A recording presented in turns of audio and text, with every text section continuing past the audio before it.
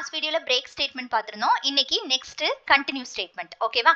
கண்டினியூனாலே என்ன அப்படின்னா, நம்ம கொடுக்குற கண்டிஷனை மட்டும் ஸ்கிப் பண்ணிட்டு திருப்பி வந்து அந்த லூப் வந்து கண்டினியூ ஆகும். ஓகேவா? பிரேக் என்ன பண்ணும்னா அதோட ஸ்கிப் பண்ணிரும். ஆனா கண்டினியூ வந்து அதை மட்டும் ஸ்கிப் பண்ணிட்டு திருப்பி கண்டினியூ ஆகும். ஓகேவா?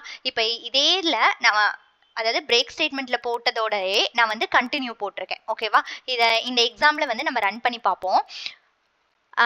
இப்போ ரன் பண்ணீங்க அப்படின்னா எனக்கு வந்து என்ன ஆகுதுன்னா 0லேருந்து 4 வரைக்கும் வந்துடுது. 5 மட்டும் ஸ்கிப் பண்ணிட்டு மறுபடியும் 6லேருந்து 7, 8, 9 வரைக்கும் வந்துடுது. அப்போ இதோட என்னன்னா 0லேருந்து 9 வரைக்கும் வரணும். ஆக்சுவலாக நம்ம வந்து 5 ஈக்குவல் டு 5 இருக்கும்போது கண்டினியூன்னு சொல்லிடுறோம். அப்போ இந்த கண்டிஷனை மட்டும் ஸ்கிப் பண்ணிட்டு எனக்கு திருப்பி வந்து கண்டினியூ ஆகுது. இதுதான் கண்டினியூ ஸ்டேட்மெண்ட். ஓகேவா? நெக்ஸ்ட் வீடியோவில் நம்ம வந்து பாஸ் ஸ்டேட்மெண்ட் வந்து பார்ப்போம்.